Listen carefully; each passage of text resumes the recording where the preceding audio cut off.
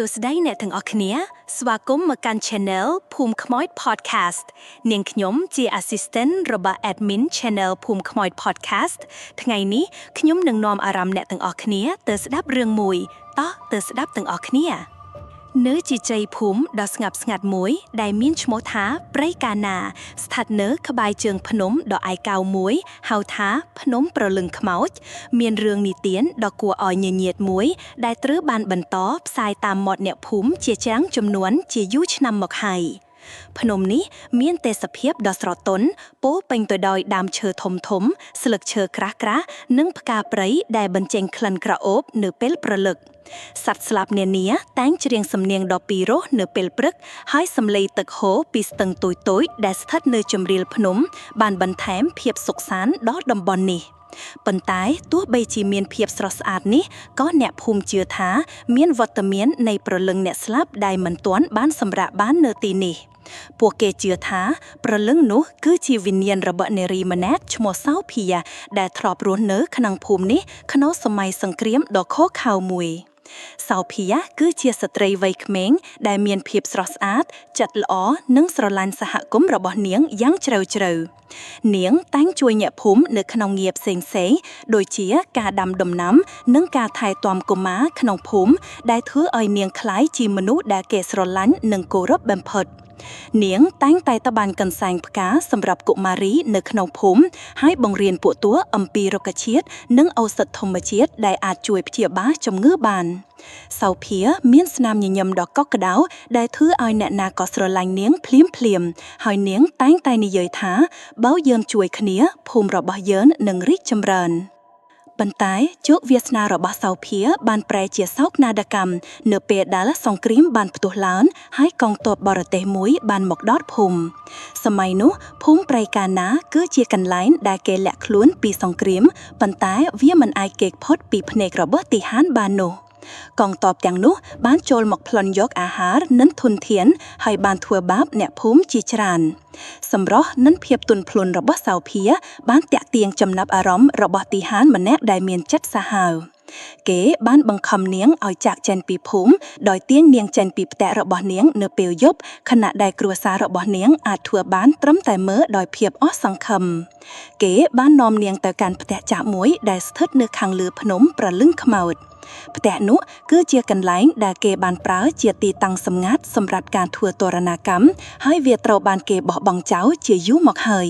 ដោយមានតែសត្វល្អិតនិងស្លឹកឈើស្ងួតជ្រុះពេញជាន់នៅទីនោះគេបានចងនាងជាប់នឹងដើមឈើធំមួយក្នុងព្រៃដ៏ស្ងាត់ជ្រុងដែលជុំវិញនោះគឺជាភាពងងឹតនិងសំឡេងសត្វចចកដែលហូរនៅពេលយប់គេបានទុកឲ្យនាងរងទុក្ខវេទនាដោយគ្មានអាហារឬទឹករហូតនាងស្លាប់ទៅដោយភាពឈឺចាប់ខ្លាំង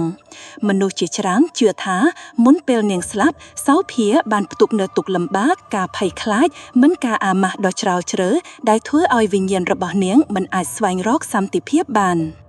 នៅពេលសោភាស្លាប់ពួកគេនិយាយថានាងបានក្លាយជាវិញ្ញាណដែលលងបន្លាចអ្នកភូមិដោយបង្ហាញខ្លួនជារូបស្ត្រីស្លៀកសំពត់សសឹងស្ទើរនិងអាវបាតបែបបុរាណដើរតាមផ្លូវលំនៅលើភ្នំនៅពេលភ្លៀងហៀបធ្លាក់អ្នកខ្លះថែមតែអះអាងថាបានឃើញនាងសុំទឹកឬសុំអាហារពីអ្នកឃ្លើដំណើរប៉ុន្តែនៅពេលដែលពួកគេប្រដៅអ្វីមួយឲ្យនាង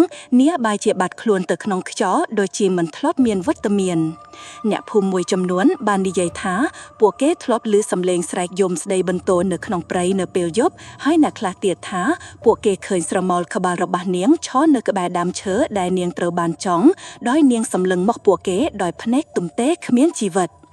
រឿងនេះបានក្លាយជារឿងនិទានដ៏ល្បីមួយក្នុងចំណោមអ្នកភូមិដែលត្រូវបានបន្តពីចំនួនមួយទៅចំនួនមួយមនុស្សចាស់តែងប្រើរឿងនេះឲ្យក្មេងៗស្ដាប់បង្គំដោយនិយាយថាប្រសិនបើក្មេងៗមិនស្ដាប់បង្គំឬចេញទៅលេងនៅក្នុងព្រៃនៅពេលយប់សោភាអាចនឹងមករកហើយនាំពួកតួទៅជាមួយនាងអ្នកខ្លះជឿថាសោភានៅតែរងចាំអ្នកណាម្នាក់ដែលនាងធ្លាប់ស្រឡាញ់ឬប្រហែលជាកំពុងស្វែងរកអ្នកដែលអាចជួយនាងឲ្យសម្រាកបានប៉ុន្តែអ្នកណាជាអ្នកនោះពិតប្រាកដតើនាងកំពុងស្វែងរកអ្វីពិតប្រាកដគ្មាននរណាអាចឆ្លើយបានត្រឹមត្រូវនោះទេ អស់រយៈពេលជាច្រើនឆ្នាំមនុស្សជាច្រើនបានអះអាងថាបានឃើញនាងជាពិសេសនៅពេលរាត្រីដែលមានពន្លឺព្រះច័ន្ទពេញវងឬនៅពេលព្រលប់ដែលអប់ចាប់ផ្ដើមគ្របដណ្ដប់លើជម្រាលភ្នំពួកគេពោលនាថានាងមានសម្បូរស្លេកស្លាំងភ្នែកធំធំពោពេញដោយទឹកភ្នែកនិងសម្លេងស្រទន់ដែលហាក់ដូចជាខ្សឹបអ្វីមួយដែលពិបាកស្ដាប់ឲ្យច្បាស់អ្នកខ្លះនិយាយថានាងហាក់ដូចជាកំពុងស្វែងរកអ្វីមួយឬនរណាម្នាក់ដោយនាងតែងតែឈរនៅក្បែរស្ទឹងឬដើមឈើធំៗហើយសម្លឹងទៅកាន់ចម្ងាយដូចជាកំពុងរង់ចាំអ្វីមួយមានអ្នកធូរម្នាក់ឈ្មោះលោកតាសុកដែលជាអ្នកនេសាទចាស់បាននិយាយថាគាត់ធ្លាប់ឃើញសោភានៅពេលគាត់ចុះទៅនេសាទនៅស្ទឹងនៅពេលព្រលប់គាត់បានឃើញនាងអង្គុយនៅលើថ្មមួយកំពុងសម្លឹងមើលទឹកហូរហើយនៅពេលគាត់ហៅនាងបែរជាងាក់មកសម្លឹងគាត់ដោយភ្នែកទទេមុនពេលបាត់ខ្លួនទៅលោកតាសុកបាននិយាយថាគាត់មានអារម្មណ៍ថាសោភាមិនមែនជាវិញ្ញាណដែលចង់ធ្វើបាបនរណាទេប៉ុន្តែជាព្រលឹងដែលកំពុងស្វែងរកសន្តិភាពនិងការយល់ចិត្តនៅសម័យបច្ចុប្បន្នមានសិស្សវិទ្យាល័យម្នាក់ឈ្មោះសុខាដែលបានផ្លាក់មកសិក្សានៅសាលាមួយជិតភ្នំនេះសុខាគឺជាយុវជនជំនាន់ថ្មីដែលមិនជឿលើរឿងខ្មោចឬរឿងនិទានបែបនេះទេដោយគេគិតថាវាគ្រាន់តែជារឿងរ៉ាវដែលគេបង្កើតឡើងសម្រាប់ភាពសប្បាយរីករាយប៉ុណ្ណោះគេជាក្មេងប្រុសដែលចូលចិត្តវិទ្យាសាស្ត្រនិងការស្រាវជ្រាវហើយតែងតែនិយាយថាខ្មោចគឺជារឿងគ្មានមូលដ្ឋានវាគ្រាន់តែជាការស្រមៃរបស់មនុស្សប៉ុណ្ណោះប៉ុន្តែនៅថ្ងៃមួយខណៈពេលដែលគេនិងមិត្តភ័ក្តិរបស់គេបានចូលទៅក្នុងភ្នំដើម្បីស្រាវជ្រាវអំពីគំនូរខ្មែរបុរាណដែលគេឮថាមាននៅជម្រាលភ្នំសុខាបានបាត់ខ្លួនពីក្រុម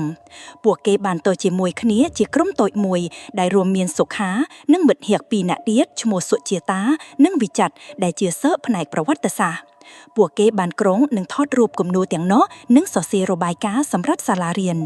ប៉ុន្តែខណៈពេលដែលពួកគេកំពុងដើរតាមផ្លូវលំតូចមួយសុខាបានឃើញផ្កាព្រៃមួយប្រភេទដែលគេមិនធ្លាប់ឃើញហើយគេបានដើរចេញពីក្រុមដើម្បីទៅមើលផ្កានោះឲ្យជិតគេមិនបានដឹងខ្លួនថាផ្លូវនោះបាននាំគេចូលទៅក្នុងព្រៃកាន់តែជ្រៅហើយនៅទីបំផុតគេបានវង្វេងផ្លូវសុខាបានដើរលុកឡាន់ទៅជាច្រើនម៉ោងដោយជើងរបស់គេជួបគ្រោះថ្នាក់ជាមួយនឹងឫសឈើនិងថ្មចោតហើយសម្លៀកបំពាក់របស់គេក៏រហែកដោយសារម៉ៃឈើ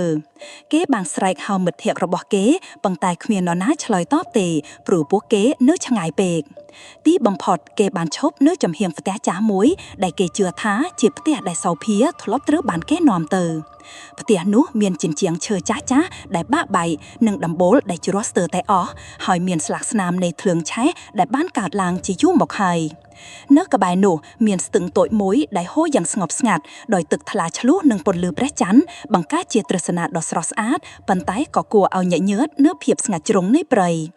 សុខាបានអង្គុយសម្រាកនៅលើថ្មមួយដោយគេហត់នឿយនិងភ័យខ្លាចព្រោះគេមិនដឹងថាត្រូវរកផ្លូវត្រឡប់ទៅណាខណៈពេលដែលសុខាកំពុងសម្លឹងមើលជុំវិញខ្លួនដើម្បីស្វែងរកផ្លូវត្រឡប់គេបានឃើញស្ត្រីម្នាក់កំពុងអង្គុយនៅច្រាំងស្ទឹងដោយនាងកំពុងលាងដៃក្នុងទឹកនាងមានសម្បូរស្លែកស្លាំងសក់វែងខ្មៅស្រលូនធ្លាក់មកខាងមុខនិងស្លៀកសម្លៀកបំពាក់បែបបុរាណដែលហាក់ដូចជាមិនសមនឹងសម័យកាលនេះនៅពេលនាងងើបមុខឡើងសុខាបានឃើញភ្នែករបស់នាងដែលពោពេញដោយភាពទុក្ខព្រួយហើយនាងបាននិយាយដោយសំឡេងស្រទន់ថាសូមជួយខ្ញុំផងខ្ញុំត្រូវបានគេបោះបង់ចោលសុខាដែលជាមនុស្សមិនជឿរឿងខ្មោចបានគិតថានាងប្រហែលជាអ្នកស្រុកម្នាក់ដែលកំពុងលេងសើចជាមួយគេឬប្រហែលជាមនុស្សដែលត្រូវការជំនួយពិតប្រាកដគេបានឆ្លើយថាអ្នកជានរាតើខ្ញុំអាចជួយអ្នកបានយ៉ាងម៉េចប៉ុន្តែមុនពេលដែលគេទទួលបានចម្លើយស្ត្រីនោះបានលង់ចូលទៅក្នុងទឹកស្ទឹងហើយបាត់ខ្លួនដោយគ្មានសូម្បីតែស្នាមរលកនៅលើផ្ទៃទឹកសុខាបានក្រោកឈរឡើងហើយរត់ទៅមើលនៅច្រាំងស្ទឹងប៉ុន្តែគេមិនឃើញអ្វីសោះលើកលែងតែទឹកដែលនៅតែហូរយ៉ាងស្ងប់ស្ងាត់នៅពេលនោះគេចាប់ផ្ដើមមានអារម្មណ៍ថាអ្វីមួយមិនធម្មតាហើយគេបាននឹកឃើញរឿងនិទានអំពីសូភាព្រឹត្តិការណ៍នេះបានធ្វើឲ្យសុខាផ្លាស់ប្ដូរទស្សនៈរបស់គេបានចាប់ផ្ដើមសិក្សាស៊ីជម្រៅអំពីរឿងរ៉ាវរបស់សូភាដោយចោទឆែកជាមួយអ្នកភូមិចាស់ៗនិងស្វែងរកឯកសារប្រវត្តិសាស្ត្រដែលអាចទាក់ទងនឹងសម័យសង្គ្រាមនៅតំបន់នោះគេបានជួបជាមួយយាយសាវីដែលជាស្ត្រីចំណាស់ម្នាក់នៅក្នុងភូមិដែលជាមិត្តភក្តិជិតស្និទ្ធរបស់សូភានៅសម័យនោះ យាយសាវីបាននិយាយថាសូភៀមានសង្សារម្នាក់ឈ្មោះសុជនដែលជាយុវជនម្នាក់នៅក្នុងភូមិហើយពួកគេបានសន្យាថានឹងលាបការជាមួយគ្នាប៉ុន្តែនៅពេលសង្គ្រាមផ្ទុះឡើងសុជនបានចូលរួមជាមួយក្រុមទាហានដើម្បីការពារភូមិហើយគេបានបាត់ខ្លួនបន្ទាប់ពីការប្រយុទ្ធមួយសូភៀបានរងចាំគេរាល់ថ្ងៃប៉ុន្តែមិនដែលឃើញគេត្រឡប់មកវិញទេហើយនៅទីបំផុតនាងក៏ត្រូវបានកងទ័ពបរទេសចាប់ទៅយាយសាវីបាននិយាយថានាងជឿថាសូភៀនៅតែរងចាំសុជនហើយនាងមិនអាចសម្រាកបានទេព្រោះនាងចង់ដឹងថាតើសុជននៅរស់ឬស្លាប់ការខិតខំរបស់សុខាបាននាំឲ្យគេរកឃើញឯកសារផ្លូវការមួយដែលបញ្ជាក់ពីអំពើខុសខើដែលបានកើតឡើងលើស្ត្រីម្នាក់ឈ្មោះសូភៀនៅក្នុងភូមិព្រៃកាណាឯកសារនេះបានបើកផ្លូវឲ្យគេស្នើគម្រោងស្រាវជ្រាវមួយសម្រាប់ការសិក្សារបស់គេដែលនាំឲ្យមានការចាប់អារម្មណ៍ពីអាជ្ញាធរក្នុងស្រុកអរគុណអ្នកទាំងអស់គ្នាដែលបានចូលស្ដាប់សូមកុំភ្លេច subscribe and turn on the bell for more video bye bye អរគុណអ្នកទាំងអស់គ្នា